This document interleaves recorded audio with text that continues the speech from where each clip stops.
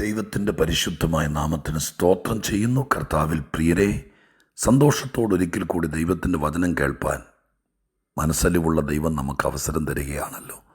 ഇന്നത്തെ വചന കേൾവി നമുക്ക് വളരെ അനുഗ്രഹമായിരിക്കട്ടെ. ഒരുപാട് കാര്യങ്ങളിൽ ദൈവം നമ്മെ സഹായിക്കട്ടെ. നമ്മുടെ ചിന്താമണ്ഡലങ്ങളിൽ വലിയ ഉണർവ് ദൈവം അയക്കട്ടെ. നിരാശകൾ മാറ്റട്ടെ. പ്രത്യാശ കൊണ്ട് നമ്മുടെ മനസ്സ് നിറയ്ക്കട്ടെ. നമ്മുടെ മുമ്പിൽ കിടക്കുന്ന തടസ്സങ്ങളെ മാറ്റട്ടെ. ഇതെല്ലാം ദൈവവചന കേൾവി കൊണ്ട് കഴിയുമെന്നുള്ള വിശ്വാസത്തോടെ തിരുവചന കേൾവിക്കായി ഒരുങ്ങുന്ന എല്ലാ പ്രിയപ്പെട്ടവർക്കും യേശുക്രിസ്തുവിൻ്റെ ധന്യമുള്ള നാമത്തിൽ എൻ്റെ വിനീതമായ സ്നേഹവന്ദനങ്ങൾ അറിയിക്കുന്നു. ദൈവമായ കർത്താവിൻ്റെ തിരുമുമ്പാകെ ഇരുന്നു കൊണ്ട് 1000 നന്ദിയും സ്തോത്രവും സ്തുതിയും മഹത്വം എല്ലാം ദൈവത്തിന് കരയറ്റുന്നു. സർവശക്തനായ ദൈവം നമ്മോട് കാണിക്കുന്ന സ്നേഹത്തിന് എത്ര നന്ദി പറഞ്ഞാലും മതിയാവില്ല. എങ്കിലും ഒരിക്കൽ കൂടി ഹൃദയത്തിൻ്റെ ആഴത്തിൽ നിന്ന് മഹാദൈവത്തിന് നന്ദിയും സ്തുതിയും അർപ്പിച്ചുകൊണ്ട് ഇന്നത്തെ ആത്മീക ചിന്തയ്ക്ക് ആധാരമായിരിക്കുന്ന വേദവാക്യം ആവർത്തന പുസ്തകം 5-ാം അധ്യായം 33-ാം വാക്യമാണ്. ആവർത്തന പുസ്തകം 5-ാം അധ്യായം 33-ാം വാക്യം ഞാൻ നിങ്ങളെ വായിച്ചു കേൾപ്പിക്കാം. നിങ്ങൾ ജീവിച്ചിരിക്കേണ്ടതിനും നിങ്ങൾക്ക് നന്നായിരിക്കേണ്ടതിനും നിങ്ങൾ കൈവശമാക്കുന്ന ദേശത്ത് ദീർഘായുസ്സോടിരിക്കേണ്ടതിനും നിങ്ങളുടെ ദൈവമായ യഹോവ നിങ്ങളോട് കൽപ്പിച്ചിട്ടുള്ള എല്ലാ വഴിയിലും നടന്നുകൊള്ളുവീൻ. 3 പ്രധാനപ്പെട്ട കാര്യങ്ങൾ.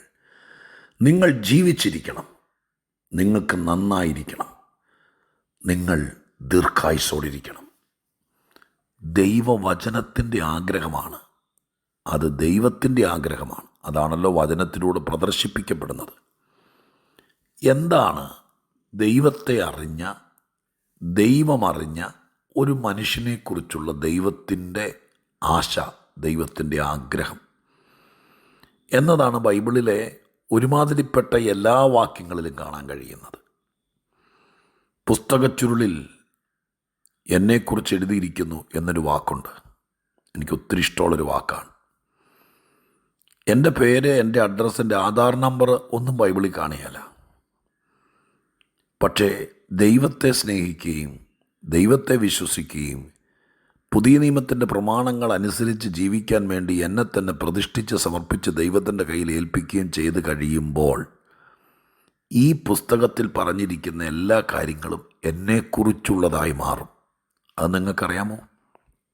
ബൈബിൾ മേടിച്ച് വീട്ടിൽ വെച്ചാലല്ല, ഒരു ക്രിസ്ത്യാനിയുടെ തലമുറയായിട്ട് ജനിച്ചാലല്ല, ക്രിസ്തീയ പേര് നമുക്ക് രജിസ്റ്ററിൽ കിടക്കുന്നത് കൊണ്ടല്ല, യേശുവിനെ രക്ഷകനായി സ്വീകരിച്ച് കർത്താവിന് വേണ്ടി ജീവിച്ച് ദൈവത്തെ പ്രസാദിപ്പിച്ച് ദൈവത്തിൻ്റെ മക്കളായി ജീവിക്കാമെന്ന് നാം പ്രതിഷ്ഠയെടുക്കുമ്പോൾ ഈ പുസ്തകത്തിൽ പറഞ്ഞിരിക്കുന്ന ദൈവത്തിൻ്റെ വാഗ്ദാനങ്ങളെല്ലാം എന്നെക്കുറിച്ചുള്ളതായി മാറും.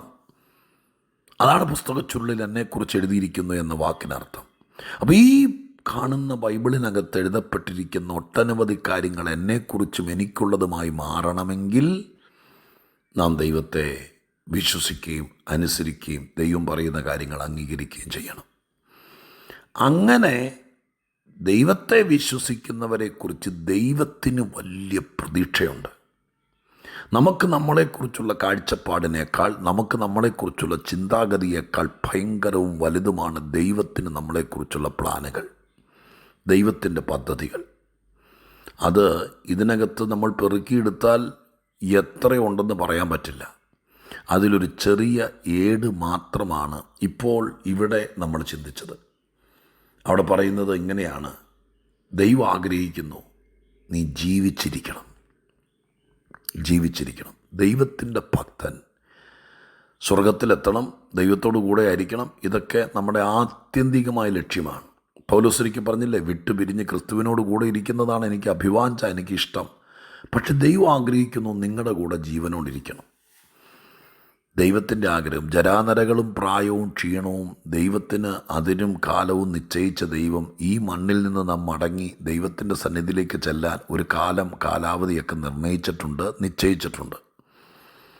എന്നാൽ കർത്താവ് ആഗ്രഹിക്കുന്നത് ഭക്തന്മാരായിരിക്കുന്ന ആളുകൾ ഈ ഭൂമിയിൽ, നിങ്ങളുടെ വീട്ടിൽ, നിങ്ങളുടെ നാട്ടിൽ ജീവിച്ചിരിക്കണം.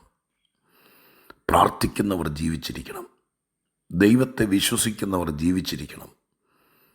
ഭക്തന്മാർ ജീവിച്ചിരിക്കണം. ദൈവത്തെ അനുസരിക്കുന്നവർ ജീവിച്ചിരിക്കണം. ദൈവത്തെക്കുറിച്ച് പറയുന്നവർ ജീവിച്ചിരിക്കണം. അവരെല്ലാവരും കൂടി ഇവിടെ നിന്ന് പോയാൽ ഇവിടുത്തെ താളം മുഴുവൻ തെറ്റും. അതുകൊണ്ട് കർത്താവ് ആഗ്രഹിക്കുന്നു, എന്തൊക്കെ ഇവിടെ ജീവിച്ചിരിക്കാൻ സമ്മതിക്കാത്ത ഭയങ്കര പ്രശ്നങ്ങളുണ്ടെന്ന് ബൈബിൾ പഠിപ്പിക്കുന്നുണ്ട്. പൗലോസ് അപ്പോസ്തലൻ കടലിൽ കപ്പൽ തകർന്ന് പലകകളിൽ പിടിച്ച് നീന്തി മെലീത്ത ദ്വീപിലെത്തിയപ്പോൾ അവിടെ ചില അനിഷ്ട സംഭവങ്ങൾ നടന്ന സാഹചര്യത്തിൽ അവിടത്തുകാർ പറഞ്ഞൊരു വാക്കുണ്ട്, നീതിദേവി ഇവനെ ജീവിച്ചിരിക്കാൻ സമ്മതിക്കുന്നില്ല. അപ്പോസ്തലപ്രവൃത്തി 27 ആ വാക്ക്. അപ്പം ജീവിച്ചിരിക്കാൻ സമ്മതിക്കാത്ത പ്രശ്നങ്ങൾ, വഴിത്തലക്കൽ വെച്ച് പട്ടുപോകാൻ, ജീവിതത്തിൻ്റെ മധ്യത്തിൽ വെച്ച് മരണം നമ്മളെ തഴുകി വിളിക്കാൻ, നമ്മൾ മടുത്തിട്ട് തന്നെത്താൻ ഇല്ലാതാകാൻ ഒക്കെയുള്ള പല പല പരിപാടികൾ സംഭവിച്ചേക്കാം. പക്ഷേ കർത്താവിൻ്റെ ആത്മാവ് ഇന്ന് നമ്മളെക്കുറിച്ചുള്ള ഹിതം പറയുന്നു, ജീവിച്ചിരിക്കണം. എത്ര വയസ്സുണ്ടെങ്കിലും പ്രാർത്ഥിക്കുന്ന നിങ്ങൾ ജീവിച്ചിരിക്കണം. നിങ്ങൾ ജീവിച്ചിരിക്കുന്നതാണ് നിങ്ങളുടെ വീടിന് നല്ലത്. ചിലപ്പോഴൊക്കെ ചിലരുടെ പ്രവൃത്തി കൊണ്ട് പറഞ്ഞേക്കാം, ഇയാൾ ജീവിച്ചിരിക്കുന്നിടത്തോളം ഈ കുടുംബത്തിന് ഗതി വരികയില്ല എന്നൊക്കെ പറയുന്ന ആളുകൾ അവരുടെ പ്രവൃത്തി കൊണ്ടും അവരുടെ ദോഷവശം കൊണ്ടും നാട്ടിൽ പച്ചയ്ക്ക് പറയുന്ന ആളുകൾ എൻ്റെ ഓർമ്മയിലുണ്ടായിരുന്നു. ഈ പിള്ളേർ ഗതി പിടിക്കണമെങ്കിൽ ഇയാൾ ചാവണമെന്ന് ആ നാട്ടുകാർ പറയുന്നതാ, ഞാനൊരു വാക്കുണ്ടാക്കി പറയുന്നതല്ല. എന്നാൽ സ്വർഗസ്ഥനായ ദൈവം ആൾ നന്നാവുമ്പോൾ പറയും, നിൻ്റെ മക്കൾക്ക് നല്ലത് നീ ജീവിച്ചിരിക്കുന്നതാ, നിൻ്റെ സഭയ്ക്ക് നല്ലത് നീ ജീവിച്ചിരിക്കുന്നതാ. നീ ജീവിച്ചിരിക്കണം. ജീവിച്ചിരുന്നാൽ മാത്രം പോരാ, നിനക്ക് നന്നായിരിക്കണം. ചിലർ ജീവിച്ചിരിക്കുന്നു, പക്ഷേ നന്നായിരിക്കുന്നില്ല. ഇന്ന് ആ വാക്കിനെ നമുക്കൊന്ന് മുറുകെ പിടിക്കാം, അതൊന്ന് ശ്രദ്ധിക്കാം. കർത്താവേ, ഞാൻ ജീവിച്ചിരിക്കുന്നു, പക്ഷേ എനിക്ക് നന്നായിരിക്കുന്നില്ല. നന്നായിരിക്കുക എന്നുള്ള വാക്ക് എൻ്റെ മനസ്സും എൻ്റെ ശരീരവും എൻ്റെ ജീവിതമൊക്കെ ബെസ്റ്റായിരിക്കുക. എനിക്ക് തന്നെ എന്നോട് വെറുപ്പ് തോന്നുകയും എൻ്റെ ജീവിതം എനിക്ക് കയ്പാകുകയും അങ്ങനെയൊക്കെ ആണെങ്കിൽ നമുക്ക് തോന്നും, എന്തിനാ ജീവിച്ചിരിക്കുന്നേ? അങ്ങനെ തോന്നുന്ന പലരും ഉണ്ടെന്ന് എനിക്കറിയാം, പുറത്ത് പറയാൻ പറ്റുന്നില്ല. പക്ഷെ ദൈവവചനത്തെ മുറുകെ പിടിച്ചുകൊണ്ട് പറ, എൻ്റെ കർത്താവ് ആഗ്രഹിക്കുന്നത് ഞാൻ ജീവിച്ചിരിക്കുക മാത്രമല്ല, ഞാൻ ജീവിച്ചിരിക്കുന്നത് നന്നായിരിക്കണം. നന്നായിരിക്കണം. പ്രിയപ്പെട്ടവരെ, നാം ജീവിച്ചിരിക്കുകയല്ല, ഈ മണ്ണിൽ നന്നായിരിക്കണം. നന്നായിരിക്കും എന്നുള്ള വാക്ക് ഞാൻ വിശദീകരിക്കാതെ നിങ്ങളുടെ മനസ്സിനകത്ത് ആ ചിത്രം തെളിയുന്നുണ്ടല്ലോ.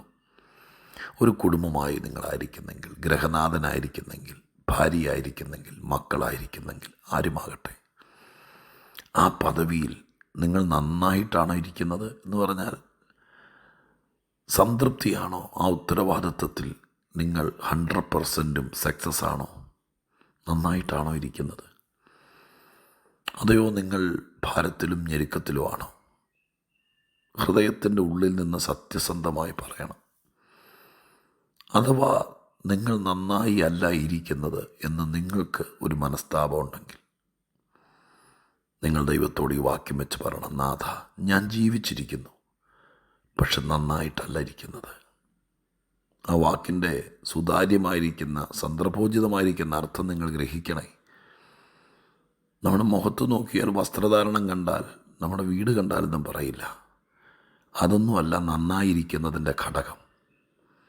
മനസ്സമാധാനത്തോടെ, സ്വസ്ഥതയോടെ, സമാധാനപൂർണതയോടെ ജീവിതത്തിൻ്റെ ദൈവം അനുവദിച്ച സുഖവും സന്തോഷമൊക്കെ അനുഭവിച്ച് അങ്ങനെ ജീവിച്ചിരിക്കാൻ പറ്റുന്നുണ്ടോ? ഇല്ലെങ്കിൽ അതൊരു നന്നായിരിപ്പല്ലല്ലോ. ദൈവത്തോട് പറയണം, ഞാൻ ജീവിച്ചിരിക്കുമ്പോൾ അങ്ങ് ആഗ്രഹിക്കുന്നത് അങ്ങയുടെ പുസ്തകത്തിൽ ഞാൻ കണ്ടു, നന്നായിരിക്കണമെന്ന്. പോരാ, മൂന്നാമത്തെ പടി ദീർഘായുസ്സോടിരിക്കണം. പഴയ നിയമഭാഗത്തെ ഒരു ദൈവത്തിൻ്റെ അനുഗ്രഹമാണ് ദീർഘായുസ്. മനുഷ്യൻ ദീർഘായുസ്സോടിരിക്കണം.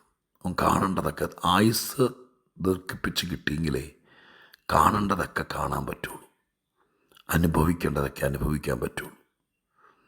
അതുകൊണ്ട് ഈ വാക്കുകൾ പറഞ്ഞ് ഞാൻ പ്രാർത്ഥിക്കാനൊരുങ്ങുമ്പോൾ നാം ജീവിച്ചിരിക്കുന്നതിന് തടസ്സമായി നന്നായിരിക്കുന്നതിന് തടസ്സമായി, ദീർഘായുസ്സോടിരിക്കുന്ന തടസ്സമായി രോഗമോ പ്രശ്നമോ പിശാചോ ഏതെങ്കിലും വിധത്തിൽ നമ്മെ നോട്ടം വെച്ചിട്ടുണ്ടെങ്കിൽ ഈ വാക്യത്തിൽ ദൈവത്തിൻ്റെ മനസ്സാണ് ഈ പറയുന്നത്.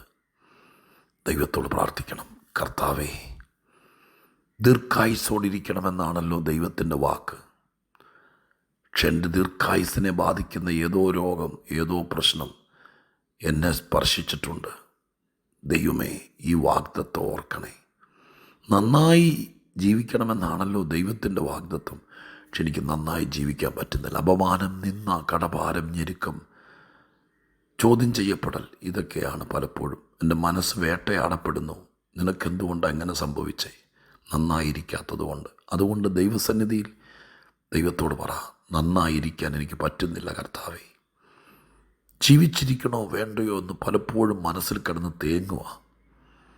അങ്ങനെയൊക്കെ അനുഭവത്തിൽ കൂടെ കടന്നു പോകുന്നവർ ഈ വാക്യം ബൈബിൾ നിവൃത്തിയൊന്ന് വായിച്ചേ. എന്നിട്ട് 3 വാചകങ്ങൾ അടിവരയിട്ടെ. എന്നോടുള്ള, ഞാൻ രക്ഷിക്കപ്പെട്ട് കർത്താവിന് വേണ്ടി നിൽക്കുന്ന ഒരാളായിരിക്കില്ല, ഇത് എന്നോടുള്ള, എന്നെക്കുറിച്ചുള്ള വാക്കാണ് എന്നൊന്ന് വിശ്വസിച്ചേ. എന്നിട്ട് പ്രാർത്ഥിച്ചേ. ദൈവപ്രവൃത്തികൾ നമുക്ക് കാണാം. ഇനി ഞാൻ പ്രാർത്ഥിക്കട്ടെ. പരിശുദ്ധ ദൈവമേ, ഞങ്ങളുടെ സ്വർഗീയ പിതാവേ, അങ്ങയുടെ മനസ്സ് ഞങ്ങൾ അറിയുന്നു. ഞങ്ങളെക്കുറിച്ചുള്ള ആഗ്രഹം ഞങ്ങൾ അറിയുന്നു വചനത്തിലൂടെ. ഇത് ഞങ്ങളെക്കുറിച്ച് എഴുതിയിരിക്കുന്നതാണ്, ദൈവത്തിൻ്റെ ജനത്തെക്കുറിച്ച്. അതുകൊണ്ട് ഈ 3 കാര്യങ്ങൾ അങ്ങയുടെ ഭക്തന്മാർക്കും ദൈവമക്കൾക്കും ലഭിക്കട്ടെ. അവർ ജീവിച്ചിരിക്കട്ടെ, അവരെപ്പോഴും നന്നായിരിക്കട്ടെ, അവർ ദീർഘായുസ്സോടിരിക്കട്ടെ. അതിനവസരം ഒരുക്കണം. പ്രാർത്ഥന കേട്ടതിന് നന്ദി. യേശുവിൻ്റെ നാമത്തിൽ തന്നെ, ആമേൻ.